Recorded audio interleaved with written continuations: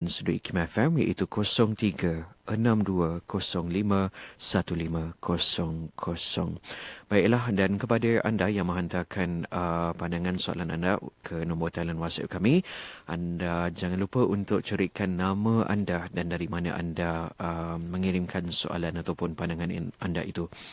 Baiklah saudara, sesungguhnya anak merupakan aset yang paling bernilai kepada kedua-dua ibu dan bapa. Oleh itu, setiap pasangan yang telah berkahwin mempunyai keinginan untuk mendapatkan cahaya mata sebagai penyeri dan pelengkap kebahagiaan dalam sesebuah rumah tangga yang dibina.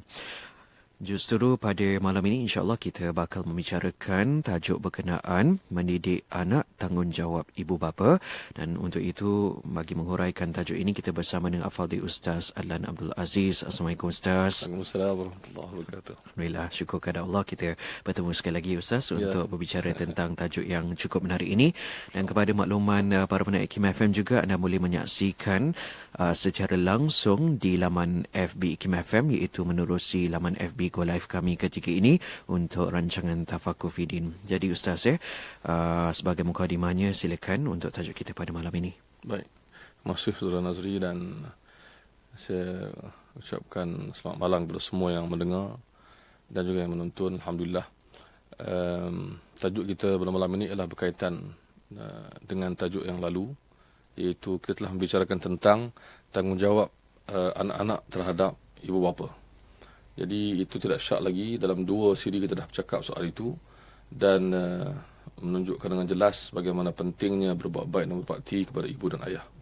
Dalam masa yang sama, Islam juga mendidik kita supaya ibu dan ayah itu sendiri mempunyai tanggungjawab terhadap anak-anak mereka juga. Jadi ini dipanggil satu perkara yang lengkap melengkapi, betapa lengkapnya Islam. Sebagaimana anak-anak perlu berbuat baik kepada ibu dan ayah, begitu juga ibu dan ayah ada tanggungjawab terhadap anak-anak.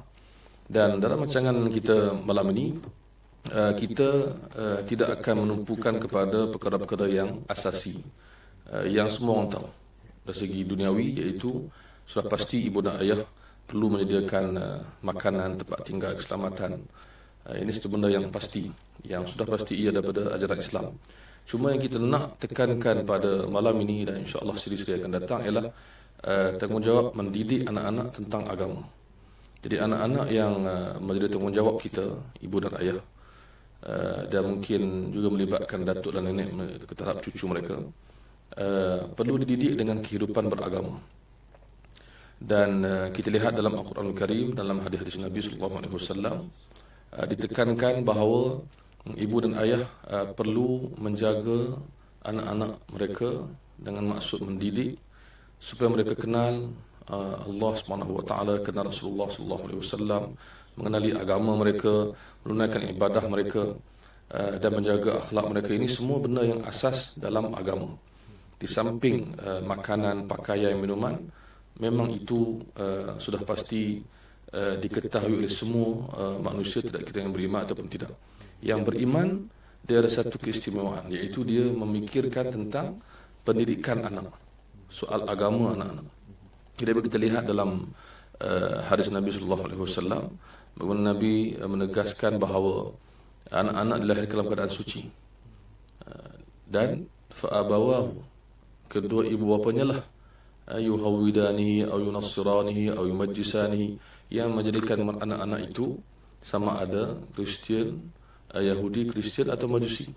Maka Nabi SAW tidak sebut tentang Islam, kerana Islam dah disebut di awal hadis, iaitu setiap anak-anak lahir dalam keadaan bersih suci Islam. Maka sudah pasti ibu dan ayah yang akan mencorakkan permulaan, paling tidak kita katakan mencorakkan permulaan anak-anak ini.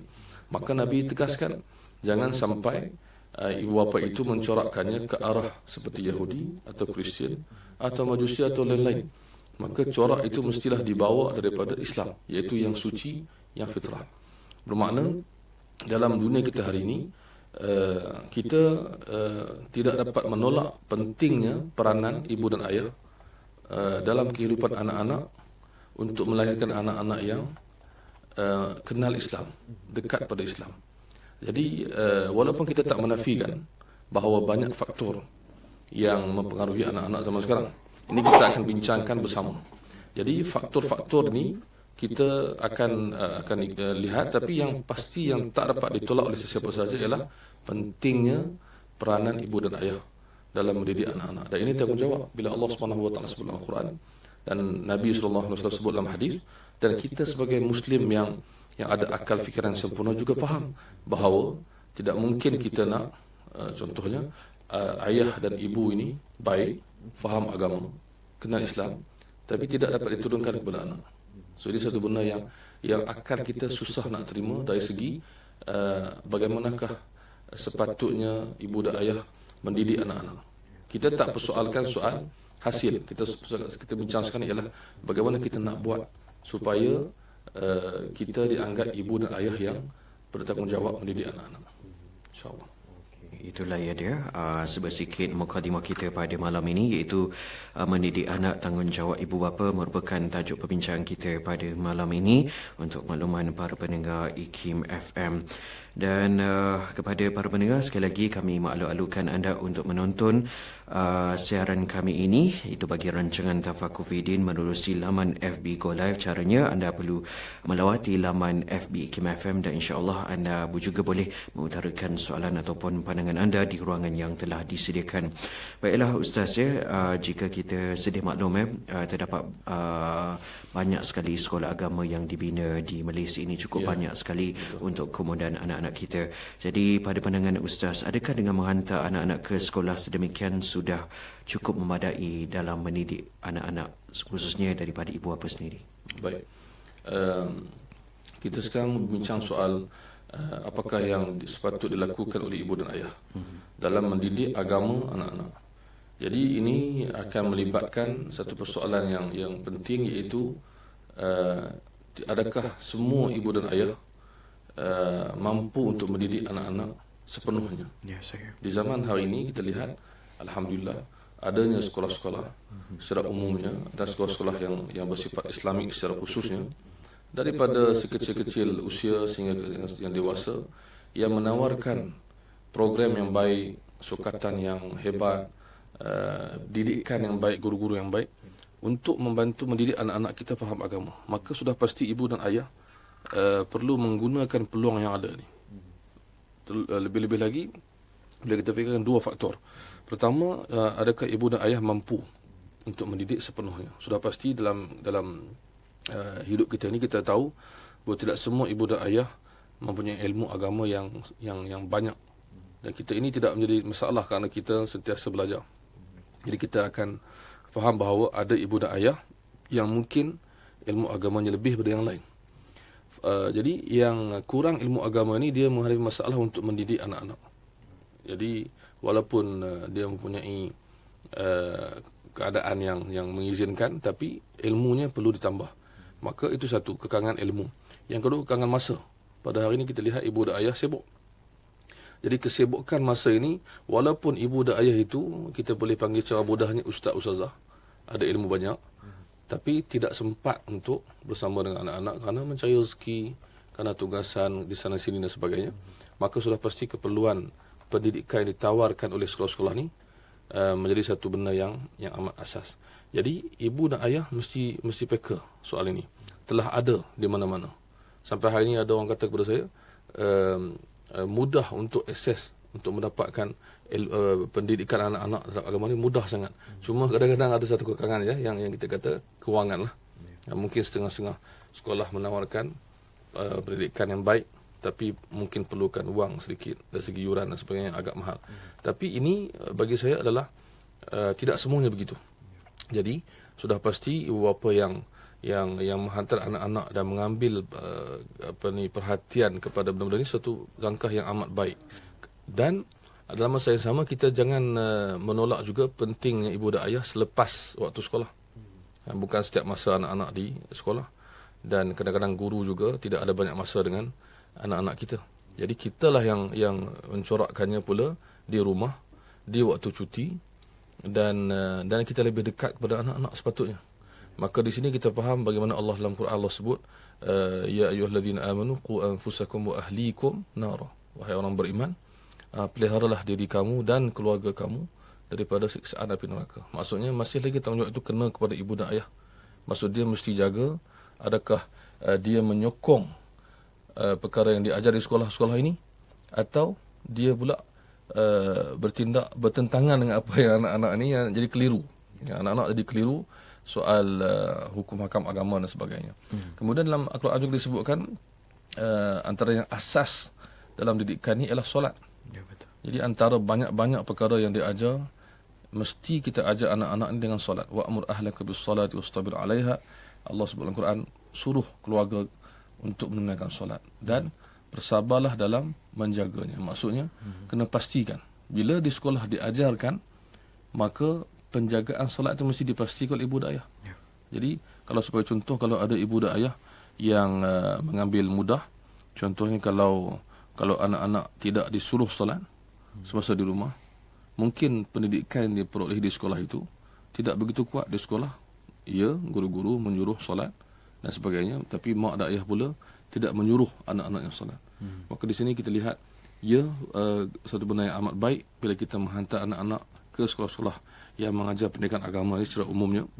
Tetapi penegasannya, penjagaannya, tindak balas seterusnya ataupun tindakan seterusnya mesti datang daripada ibu dan ayah juga. Baik. Okey, baiklah Ustaz, kita akan berehat seketika dan kepada para pendengar terus saja menghantar soalan anda ataupun pandangan anda ke laman FB UKIM FM ataupun ke nombor talian WhatsApp UKIM FM 01129004 004. Kembali selepas ini, teruskan bersama Radio Institut Kefahaman Islam Malaysia. Kau beriku bahagia.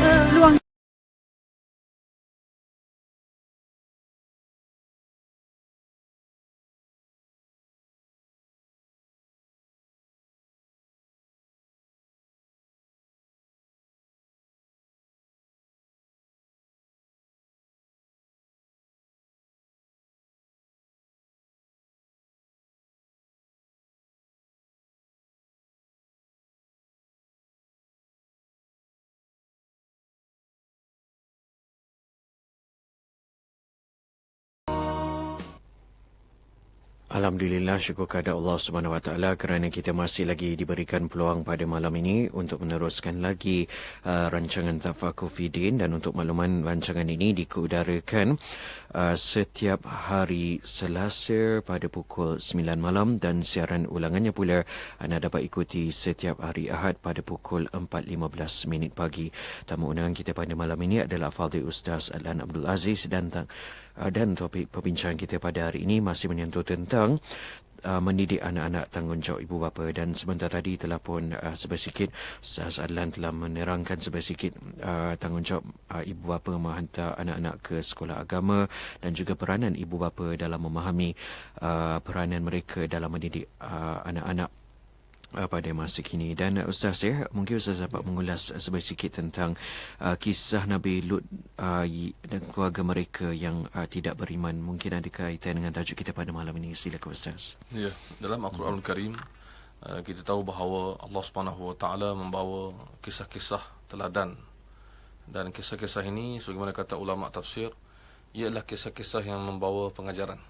Di antaranya adalah kisah umat-umat yang membantu nabi-nabi dan berjaya, dan di antaranya juga adalah umat yang menentang para nabi dan dihukum oleh Allah Subhanahu Wa Taala. Semuanya ini untuk kita baca dan kita renungkan. Dan di antara aspek yang banyak disebut dalam Quran adalah aspek keluarga. Kita lihat dalam Quran ada ibu dan anak ataupun ayah dan anak yang merupakan nabi, seperti Nabi Ibrahim dan Ismail, dan juga seperti Nabi Yaqub dan Nabi Yusuf. Kemudian kita lihat juga ada yang tentang ibu dan anak, yang kedua-duanya baik, iaitu Maryam dan Nabi Isa alaihissalam. Kita juga melihat yang sebaliknya. Contohnya Fir'aun yang begitu jahat tetapi isterinya pula beriman. Dan dalam banyak-banyak kisah itu ada kisah yang melibatkan anak yang tidak mengikut jejak langkah ayahnya yang seorang nabi. Jadi bagaimana kita fikirkan sedihnya seorang ayah yang mana berdakwah kepada manusia dan masyarakat, antara yang menentang dakwahnya adalah keluarganya sendiri. So Nabi Lut lebih jelas kepada isteri dan keluarganya. Nabi Nuh juga begitu. Kita ambil kisah Nabi Nuh contohnya untuk melihat bagaimana sedihnya Nabi Nuh yang anaknya tidak mau mengikutinya. Disebut dalam Al-Quran Al-Karim dalam surah Hud dan lain-lain lagi bahawa Nabi Nuh berdakwah kepada kaumnya. Dalam surah Nuh ada surah yang nama khas surah Nuh sendiri yang menceritakan bahawa Nabi Nuh berdakwah siang dan malam dengan jelas, dengan terang-terangan, dengan dakwah secara peribadi. Semua dia dah buat. Inni da'autu qaumi lailan wa nahara. Ya Allah Tuhanku, aku telah berdakwah kepada kaumku malam dan siang. Dan aku buat macam-macam. Tapi ramai yang tak mengikuti aku. Maka dia mengadu kepada Allah Subhanahu Wa Taala. Sudah pasti sedih seorang Nabi bila dia ditugaskan untuk menyelamatkan kaumnya, kemudian kaumnya pula yang menentangnya. Tapi yang lebih menyedihkan ialah anaknya juga. Jadi Allah cerita dalam Al-Quran bagaimana Nabi Nuh setelah diperintahkan Allah, didengarkan cerita diperintahkan Allah kepada langit dan juga bumi akhirnya menjadi taufan dan banjir besar, maka anak Nabi Nuh ni tidak mau naik kepada kapal yang ataupun bahtera beliau. Sedangkan dipanggil, ya bunayya rakam ma'ana, wahai anakku yang dikasihi, naiklah bersama dengan kami. Dia masih pujuk sampai ke akhir saat akhir lautan ataupun banjir ini nak menggelamkan. Dia masih panggil. Kemudian anak dia dengan penuh keangkuhan mengatakan bahawa dia boleh mencari bukit yang lebih tinggi. Dia tak akan tenggelam. Sa'awi ila jabal, aku akan pergi ke bukit yang ya'simuni minal ma', yang melindungiku daripada air. Lautan ataupun air taufan ini, air banjir ini. Maka Nabi Nuh AS mengatakan tidak ada lagi perlindungan selain daripada yang aku bawa. Maka akhirnya dia tenggelam. Maka dia berdoa kepada Allah. Dan Allah terangkan bahawa, Allah perintahkan bahawa dia bukan orang yang baik. Jadi ini persoalan selalu orang sebut. Kadang orang cakap kepada kita, kata kenapa anak tu lain daripada ayah, ataupun kenapa tak dapat didik anak. Biasalah Nabi Nuh pun anak dia macam tu. Jadi ini bukan alasan. Ini bukan alasan sebab kita katakan begini. Pertama, adakah kita telah betul-betul didik dan cuba didik anak kita macam Nabi Nuh? Ini soal ujian Allah bagi dekat dia. Jadi kita tak nafikan adanya orang yang baik dalam masyarakat kita yang dah pencuba sedaya upaya tapi keluarganya tak dapat ikut. Anaknya tak mencontohi. Jadi kita tak boleh salahkan ataupun buat alasan. Anak saya tak apa jadi sangat. Sebab Nabi Nuh, orang tu, orang ni. Anak tu imam pun macam tu. Macam tu pula, dia mengumpat pula. Jadi kita sebenarnya kita patut ambil contoh yang baik. Berapa ramai lagi manusia yang baik dan mendidik anak dengan baik. Kenapa kita tak ambil contoh tersebut? Maka untuk ibu dan ayah, pengajaran Nabi Nuh ni ialah apa? Kita sedaya upaya kita berusaha. Kalaulah ditakdirkan Allah, anak kita tu tak ikut juga, ataupun tak dididik juga, kita ambil ni sebagai ujian daripada Allah. Jangan kita sedih sampai ke tahap kita kata ini salah aku, ini salah kami. Bukan macam tu. Kita dah cuba. Tapi maklumlah dunia hari ini cabarannya banyak. Ibu dan ayah telah cuba. Maka usaha kita jangan dikurangkan. Hasilnya kita serah pada Allah. Katalah anak-anak kita berjaya, alhamdulillah. Syukur banyak-banyak. Jangan pula kita sombong pula. Tengok anak aku, tengoklah ayah dia siapa kan. Jadi kita tak boleh cakap macam tu pula kan. Orang cakap bagusnya anak cik, tengoklah bapak dia siapa. Sedangkan banyak faktor yang mendidik anak kita. Mungkin gurunya, mungkin sahabatnya, mungkin kawannya. So bila kita anak-anak kita menjadi dari segi agama, dari segi apa, kita syukur. Alhamdulillah Allah bagi. Kalau tak menjadi seperti yang kita nak, kita bersabar. Dan kita berdoa. Dan doa ni penting. Doa yang kita selalu dengar imam macam Rabbana hablana min azwajina wa dhurriyyatina qurrata a'yun. Doa banyak-banyak. Sebab kita bimbang takut ibu dan ayah mungkin ada yang mendengar ni yang mungkin kurang berdoa untuk anak. Maklumlah kita kadang-kadang kita doa lebih kepada masalah kita, diri kita. Kita banyak doa diri kita. Jadi apa kata kita banyakkan doa untuk orang lain dalam hidup kita, untuk keluarga kita khusus, kita doa lebih. Jadi mungkin doa kita selepas kita dah berusaha, mungkin dengan doa itulah Allah akan ubah balik anak kita. Benar. Jadi kita tak boleh jadikan alasan. Nabi Nuh AS telah berusaha dan Allah uji dia. Dan Allah sebut innahu laysa min ahlik. Akhirnya Allah isytiharkan, anak itu bukan keluarga kamu wahai Nuh. Maksudnya dia kufur.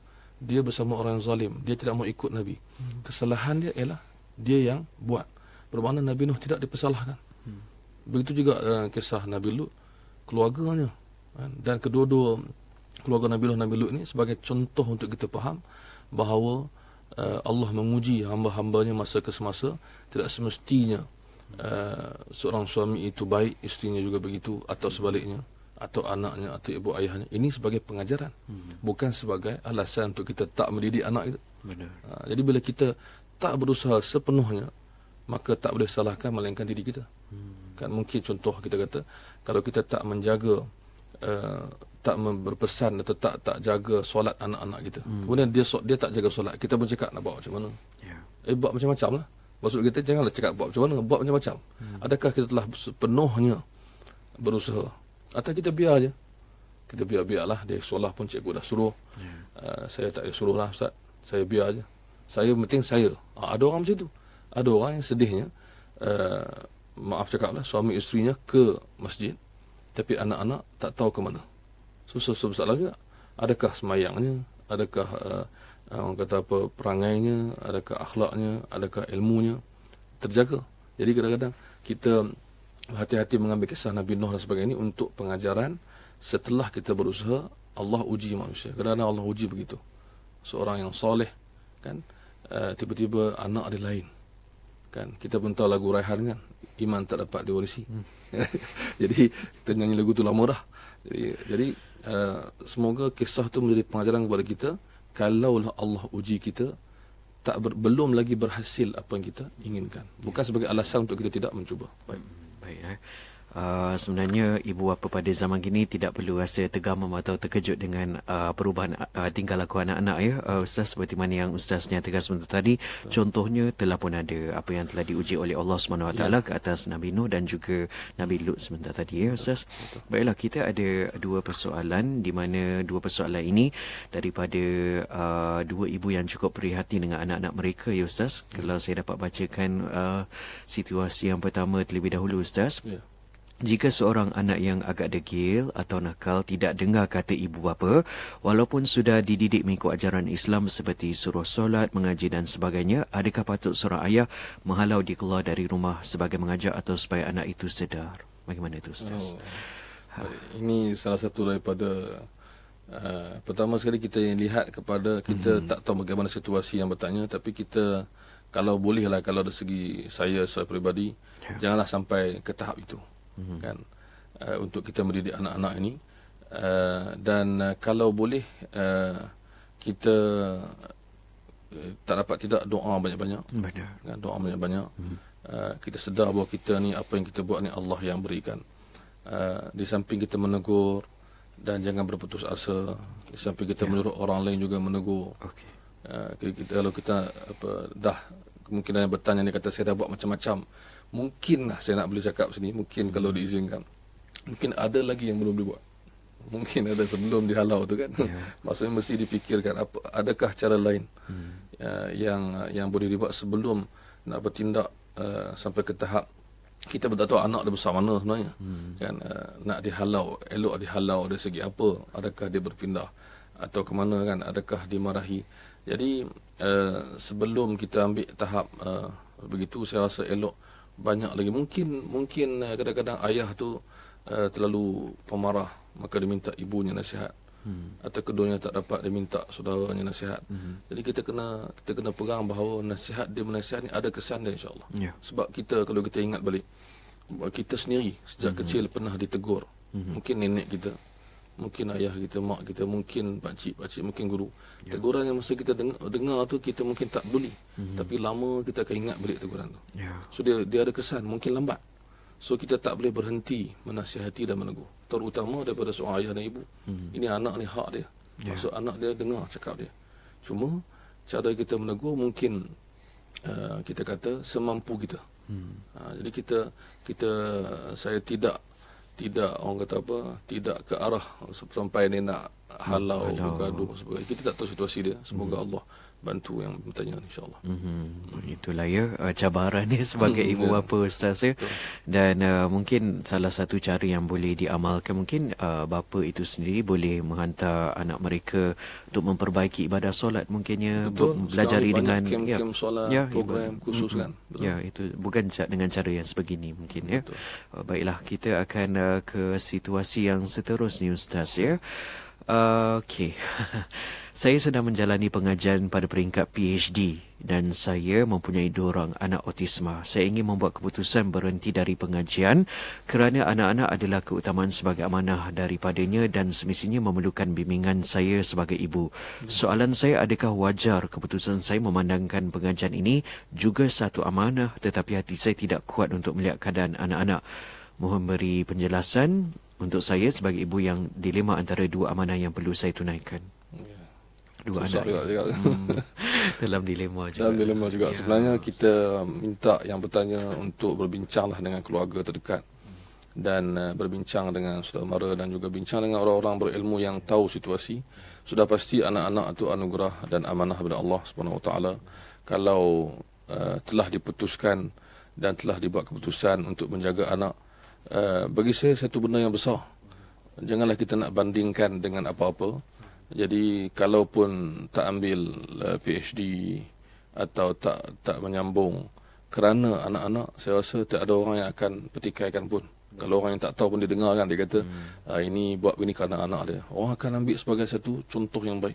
Sebagai orang akan doakan lagi.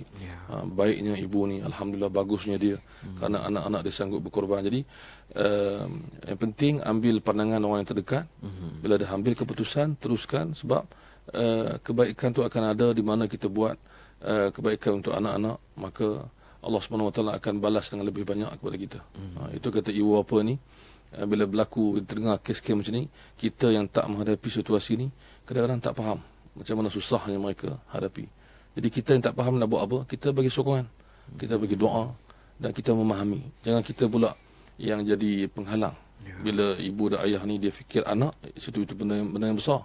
Tapi dia utamakan anak, terutama anak yang sebegini, anak istimewa. Jadi ini saya rasa satu ujian yang Allah nak naikkan darjat mereka yang mendapat anak-anak sebegini. Sebenarnya satu ujian daripada Allah untuk menaikkan darjat. Semuanya di dunia sebenarnya. Di akhirat nanti tak ada lagi semua ni. Jadi di dunia ini Allah uji manusia dengan pelbagai ujian yang berbeza. Maka kalau dia mampu menghadapinya, dia akan dapat lebih daripada seorang lain yang biasa, yang senang bercakap, yang mungkin tak memahami, tapi dia merasai, dia menanggung. Maka Allah Subhanahu Wa Taala sentiasa memberikan ganjaran yang banyak, termasuklah juga kepada ibu dan ayah yang mungkin ditimpa ujian, contohnya anak-anak meninggal semasa kecil. Nabi SAW banyak hadis yang menyebut bagaimana Allah memberikan ganjaran syurga di atas kesabaran ibu dan ayah bila diuji benda-benda sebegini. Dan Nabi SAW diuji anak-anak meninggal semasa kecil. Dan semua ini adalah sebahagian daripada kita sebutkan tadi, ujian untuk kita hadapi sebagai ibu dan ayah. Dan kita sentiasa kena kuatkan semangat. Maksudnya kena kuatkan ilmu, kuatkan semangat, dan juga ada tempat rujukan yang terdekat. Sokongan daripada keluarga dan sebagainya. Itu yang dapat saya sebutkan. Jadi dalam situasi begini ya, Ustaz ya, kita harus memahami satu ayat Al-Quran, innallaha ma'as sabirin. Allah bersama dengan orang-orang yang bersabar, dan kita mengharapkan puan yang bertanya ini untuk terus tabah dengan apa yang dialaminya, insya-Allah. Kita doakan Ustaz. Baiklah, kita akan berehat seketika, rakan-rakan pendengar Kim FM dan juga Ustaz juga akan berehat seketika, ingin menghirup seketika teh yang disediakan pada malam ini. Dan anda yang mengikuti rancangan ini terus setia bersama kami, dan anda boleh mengajukan soalan ataupun pandangan anda. Topik perbincangan kita pada hari ini menyentuh tentang mendidik anak-anak, tanggungjawab ibu bapa. Hantarkan soalan pandangan anda ke laman FB Kim FM ataupun ke nombor talian WhatsApp Kim FM. Nombornya 011290040004.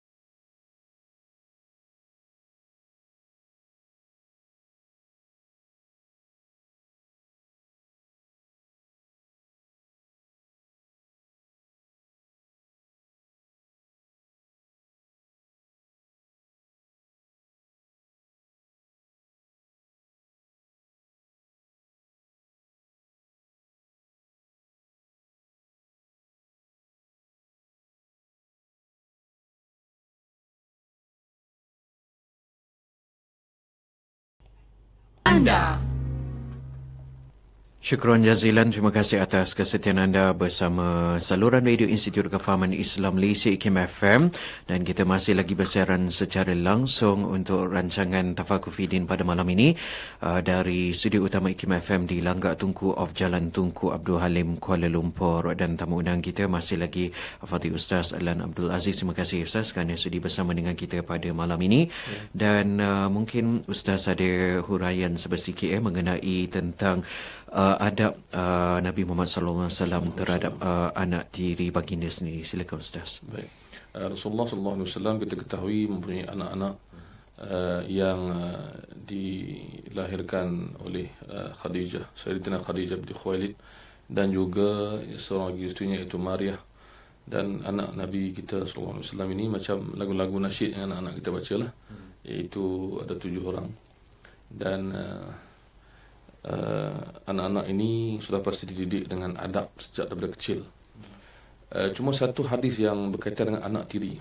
Rasulullah SAW mempunyai anak-anak tiri. Di antaranya adalah beberapa orang anak daripada Khadijah sendiri. Khadijah binti Khuwailid, Sayyidatina Khadijah radhiyallahu anha, telah berkahwin sebelum Nabi SAW. Dia dah berkahwin 2 kali dan mendapat beberapa orang anak. Jadi Rasulullah SAW mendidik semuanya seperti anak baginda sendiri. Salah satu hadis yang juga terkenal yang kita sentiasa dengar dibaca tentang adab yang dididik oleh baginda sebagai ayah kepada anak ialah anak tiri beliau daripada isterinya Ummu Salamah, iaitu yang bernama Umar. Umar bin Abi Salamah ini adalah anak tiri baginda dan dia masih kecil. Dan bila dia makan dengan Nabi SAW, suatu masa dia makan dan tangannya itu disebabkan makanan orang Arab zaman tu dihidangkan makanan yang sama, makan ramai orang. Maknanya bekas yang sama, tempat yang sama, makanan yang sama. Dia tak macam kita, yang kita zaman sekarang ni ada pinggan masing-masing, lauk pun banyak. Jadi apabila adab yang diajar oleh baginda dan para sahabat, bila makanan tu sama, maka kita makan yang hampir dengan kita. Kita tak pergi sana sini. Dan kita makan dengan tangan kanan dan sebagainya. Jadi maklumlah Umar bin Salamah ni masih kecil, maka dia guna tangan kanan, tangan kiri. Kemudian dia makan, dia ambil yang dekat Nabi SAW, yang dekat dia pun dia ambil. Jadi dia perlu dididik. Maka Rasulullah SAW didik dengan didikan yang menjadi panduan kepada semua umat Islam. Jadi didikan terhadap anak tu membawa kepada adab ketika makan. Itu pertama Nabi sebut, ya ghulam samillah, wahai anak, bacalah bismillah dulu. Nak makan bismillah dulu. Kita lihat macam mana didikan seorang ayah. Jadi kita sebagai ayah pesan benda-benda ni kepada anak-anak soal bismillah. Kemudian yang kedua, wa kul bi yaminika, kata Rasulullah sallallahu alaihi wasallam kepada Umar, anak tirinya, iaitu makanlah dengan tangan kananmu. So kita kena didik betul-betul tangan kanan ni satu benda yang bukan benda remeh. Bila kita makan dengan tangan kanan, kerana Nabi dalam hadis dia menyebutkan bahawa syaitan makan dengan tangan kiri.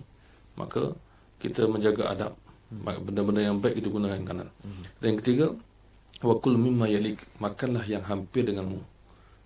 Jadi kita nak apply hadis ni, bismillah tu kita jaga, tangan kanan yang kita jaga, yang makan yang hampir tu kita tengok keadaan. Sebab kadang-kadang orang hidangkan makanan banyak ni. Sebab kita adat kita pinggan-pinggan ni banyak. Tiba-tiba depan kita sambal. Jadi kita kena ambil lauk yang jauh sikit lah. Kan? Itu tak ada masalah. Tapi di negara Arab dulu, dan kalau kita zaman ini makan dalam satu talam, kan, satu bekas yang sama, dan kita lihat sonok kan anak-anak kecil diajar makan bersama dalam talam ni. Makan dalam talam ni memang saya secara peribadi sebenarnya pun jarang buat. Semasa sebelum masuk universiti. Bila masuk universiti dekat Jordan, kita jadi macam satu benda yang memang mesti. Walaupun ada pinggan, tapi kita seronok makan dalam talam. Dan memang mula-mula tak biasa, mungkin tak rasa tak selesa. Lama-lama kita seronok dan seronok. Berjemaah Ustaz. Berjemaah. Jadi makan berjemaah yang diajar oleh Nabi SAW ialah makan daripada bekas yang sama. So kalau dia punya kebaikan dia lain daripada kita makan pinggan masing-masing, duduk ramai-ramai. Dia lain.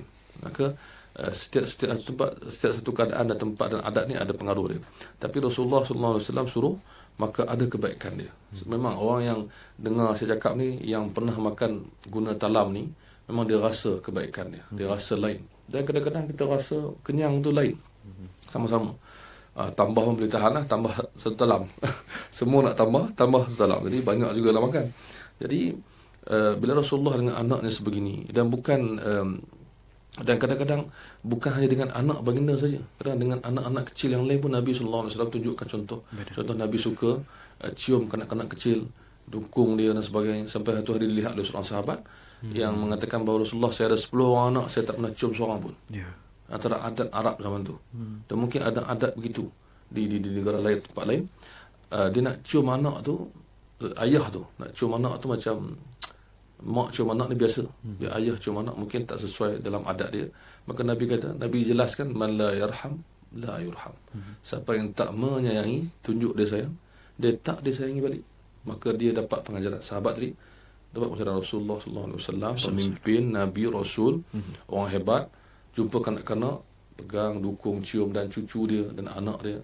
Dan kisah Nabi dengan anaknya Ibrahim yang meninggal kecil amat menyentuh hati kita. Nabi SAW suka jumpa, pergi tengok dia di tempat pengasuhnya, ibu susunya, dan didukungnya, diciumnya.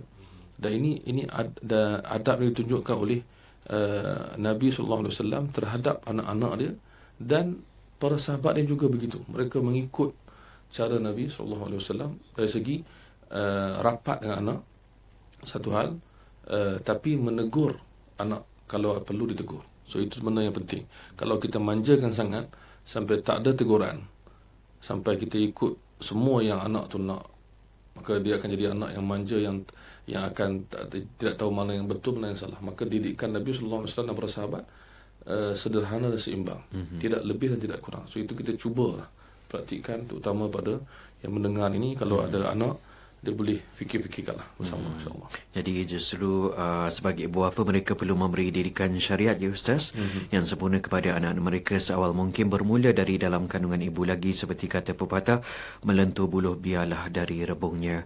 Jadi Ustaz, kita ada satu boleh katakan satu kenyataan, hanya mahu dikenali sebagai hamba Allah dari Kajang Selangor. Memanglah realiti, ya, apa yang diungkapkan menerusi nombor talian WhatsApp IKIM FM. Jika anak semasa kecil hingga remaja, Alhamdulillah, cabaran datang apabila mereka bekerja, dugaan datang dan mereka tersasar. Bagaimana itu, Ustaz? Ya. Memang di antara contoh yang ditunjukkan oleh baginda sallallahu alaihi wasallam, ialah baginda sentiasa menjaga hubungan dengan anak itu walaupun anak telah dewasa. Jadi mungkin di antara cara untuk mengelakkan benda yang berlaku ialah hubungan tu mesti ada rapat, mesti akrab. Contohnya, saya bagi contoh daripada Nabi lah sallallahu alaihi wasallam, yang contoh ikutan kita semua, iaitu pertama ialah hadis tentang baginda datang ke rumah Fatimah dan Ali radhiyallahu anhuma, mengejutkan mereka untuk bangun tahajud. So ni bila saya baca dekat Masjid Surau, saya selalu cakap kepada yang dah ada menantu kan. Saya kata, ada ke bapak mentua buat macam tu dekat menantu kan? Ada ke? Saya kata tak ada kan. Kalau tak ada, susahnya nak datang kejutkan anak. Maksud betapa rapatnya Rasulullah dengan Fatimah dan Ali ni, sampai datang rumah kejut sembahyang tahajud. Dan mengambil berat soal ibadat sunat, apatah lagi yang wajib kan. Jadi kita mungkin hari ni rasa agak sedikit tak berapa selesa kalau ditegur tentang solat. Sedangkan ibu dan ayah kena jaga solat anak walaupun anak dah dewasa. Benar. Kan, anak dah besar panjang. Mak ayah makin tua, anak dah besar panjang. Masih menjadi tanggungjawab ibu dan ayah untuk mengingatkan tentang solat. Benar. Dan ini berlaku, alhamdulillah, kita lihat dalam masyarakat. Tapi ada juga yang tak mengamalkannya, maksudnya tidak memberat tentang masa kecil dia tegur kan, bila besar kurang kan. So ini mungkin salah satu faktor. Dan Rasulullah juga dengan anaknya, kita lihat dalam sebuah hadis yang lain, bagi bila Fatimah datang rumah Nabi sallallahu alaihi wasallam, dah dewasa ni, anak perempuan dia dah dewasa, Nabi akan sambut di pintu. Nabi akan peluk dia, cium dia, pegang tangan dia, bawa duduk. Jadi ini satu benda yang menyebabkan Fatimah ni kasih pada ayah dia. Dan bila dia pergi rumah Fatimah pula, Fatimah akan sambut Rasulullah dekat pintu, cium dia, pegang tangan dia, bawa duduk, silakan duduk. Jadi kadang-kadang benda-benda kecil ni lah yang kadang-kadang kita kata boleh mengeratkan dan boleh menjaga kan.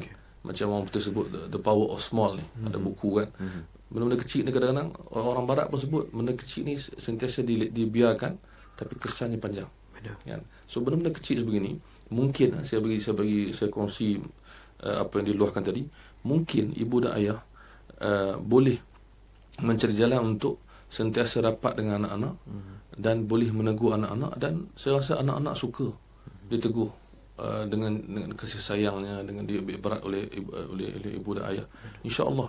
Dan betul seperti disebutkan tadi bahawa cabaran banyak bila anak ni dah dewasa, dia merasakan bahawa dia telah seolah-olah tidak lagi rapat dengan mak dan ayah, maka mungkin di situlah punca dia, kita rapatkan balik. Mungkin itulah yang boleh saya cadangkan. Dan kita pun sama-sama kita nak contohi Nabi sallallahu alaihi wasallam seboleh mungkin itu penyelesaian dia.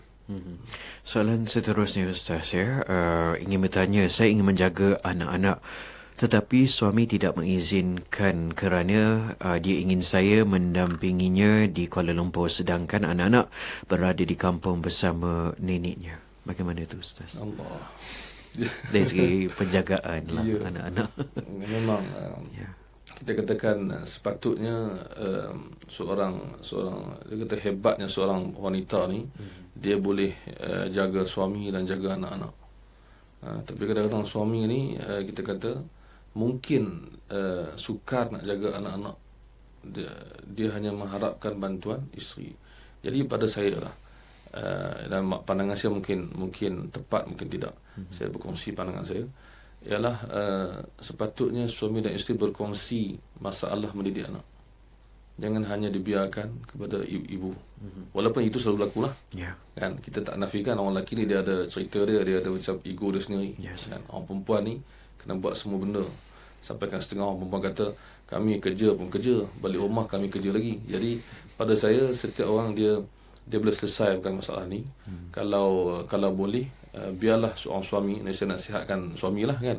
Maksudnya nasihatkan diri saya jugalah. Kita sebagai orang lelaki perlu sama-sama kongsi beban mendidik anak. Dan perlu tolak ansur dengan masalah orang perempuan yang mungkin banyak kerjanya, terutama yang bekerja. Maka perlu ada dikongsi bersama. Jangan kita kata sebagai contoh isteri kena utamakan suami lebih pada anak-anak. Itu satu pandangan, satu sikap, bukan satu suruhan dalam agama yang kita kena faham. Sebab tu bila Allah SWT sebutkan orang lelaki sebenarnya lebih besar tanggungjawab dia. Dia nak jaga isteri dia, nak jaga anak dia. Maka dia tak boleh bersikap sebagai contoh orang kata apa, nak mengabaikan didikan anak tu. Sebab itu tanggungjawab dia pada asalnya. Maka dia meminta bantuan isteri dia dan kena memahami. Kan? Jadi tak tahulah macam mana orang zaman sekarang dia nak faham masalah, dia baca buku John Gray kan. Man from Mars tu kan. So kita kata dia baca juga sirah Nabi sallallahu alaihi wasallam. John Gray pun baca juga. So banyak orang menulis tentang benda ni. Saya rasa dalam radio IQ pun banyak yang bercakap soal keluarga kan. Penting untuk kita cek balik sikap kita, tindakan kita. Mungkin ada benda yang kita patut ubah, bukan orang lain ubah, tapi kita yang kena ubah. Mungkin sebagai suami, sebagai ibu dan ayah, kita kena ubah benda tu. Okey. Baiklah, kita telah sampai ke penghujung rancangan kita pada malam ini. Tafaqquh Fiddin, mungkin sedikit kesimpulan ni Ustaz ya. Bagaimana Ustaz melihat ibu bapa harus menyuburkan anak-anak mereka, mendidik mereka bersifat dengan sifat yang mulia dan murni, itu sifat-sifat mahmudah dalam kehidupan seharian? Ya, seringkasnya ibu dan ayah merupakan guru yang pertama dalam hidup anak-anak. Ya. Mereka lah tempat anak-anak mengambil contoh ikutan yang pertama. Dan anak-anak amat suka bila ibu dan ayahnya beradab dengan adab yang mulia, bercakap dengan percakapan yang baik, sentiasa mengambil tahu, sentiasa berkongsi susah dan senang dengan anak-anak. Jadi kita nasihatkan kepada ibu dan ayah, selain daripada kita meminta anak-anak kita untuk taat kepada kita, kita juga perlu fikirkan apa yang anak-anak inginkan daripada kita. Pakar-pakar barat bercakap soal perhatian. Dalam Islam juga telah pun lama para ulama menulis tentang bagaimana ibu dan ayah mendidik anak-anak bersama. Maksudnya bersama, solat bersama sebagai contoh. Tak boleh setiap masa, kadang-kadang. baca Quran, baca bersama. Tak boleh setiap masa Ramadan. Datang Ramadan nanti kita akan baca Quran banyak-banyak. Dan ke sana dan kemari bersama anak-anak. Dan sepatutnya ia disuburkan sejak kecil. Biasa orang suka dukung anak, bawa ke mana-mana. Tapi bila dia makin dewasa, makin dia jauh daripada mak dan ayah. Jadi sepatutnya tidak. Sepatutnya bersama, dan kita lihat contoh yang utama daripada Nabi kita Muhammad sallallahu alaihi wasallam, para sahabat radhiyallahu anhum ajma'in, para ulama, mereka sentiasa dilihat sebagai contoh pertama dalam kehidupan anak-anak. Dan kita sebagai ibu dan ayah mesti menambahkan ilmu. Seperti benda saya nak sebutkan sebelum akhir, kita mesti tambahkan ilmu, kita mesti mengaji, belajar, ambil ilmu agama, ilmu tentang pendidikan, ilmu tentang mendidik anak-anak ni. Kita mesti tambah masa ke semasa. Bukan alasan kita untuk kita kata kita dah tua atau kita dah ada anak, kita dah dewasa. Kita sentiasa boleh, kita panggil apa, tidak terlambat untuk kita ubah balik apa yang kita boleh ubah. Pelajari balik ilmu ini, dan insya-Allah terlalu banyak buku di pasaran, terlalu banyak program yang dibuat di Masjid Surau, dan dua akhir pun banyak sangat. Nah, kita ikuti dan kita macam saya sebutkan tadi, pokok yang paling penting ialah kita bersedia untuk berubah apa yang kita ambil dan pelajari tersebut. Wallahu a'lam. Apatah lagi kemudahan teknologi moden masa kini banyak sekali Ustaz. Kaedah YouTube dan sebagainya. Banyak kuliah-kuliah berkenaan dengan isu-isu kekeluargaan, cara mendidik anak dan sebagainya bagi memantapkan lagi ilmu keibubapaan. Baiklah, saya tinggalkan anda dengan satu pandangan yang dikemukakan oleh Maimun Azimun ya Ustaz.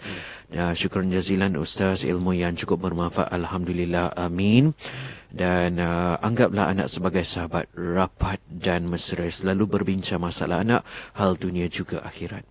Cukup cantik sekali ya pandangan daripada saudari Maimun Azimun. Terima kasih diucapkan, dan juga kepada para pendengar yang lain yang sempat mengajukan pandangan anda, persoalan anda untuk tajuk perbincangan kita pada malam ini menyentuh tentang mendidik anak-anak, tanggungjawab ibu bapa, dan barangkali insya-Allah Ustaz akan menyambung kembali tajuk ini ataupun ada pecahannya mungkin ya Ustaz. Dan untuk itu kami di Radio Institut Kefahaman Islam Malaysia mengucapkan terima kasih atas kehadiran Ustaz pada malam ini. Terima kasih sekali lagi Ustaz. Assalamualaikum. Assalamualaikum. Dan kepada para pendengar Kim FM, demikianlah tadi berakhirnya rancangan Tafakuh Fiddin yang disiarkan di Kim FM setiap Selasa bermula pada jam 9 malam. Dan anda yang ingin mengikuti siaran ulangan bagi rancangan ini, anda boleh berbuat demikian, iaitu insya-Allah akan disiarkan di saluran Kim FM